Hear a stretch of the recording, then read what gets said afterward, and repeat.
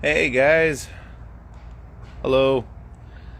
So on December 16th, Weissmare's licensing was acquired by Amazon Prime on Film Hub, and it says either 2 to 12 weeks it'll be released on the platform. Well, today is the 12-week mark since Weissmare's licensing was acquired.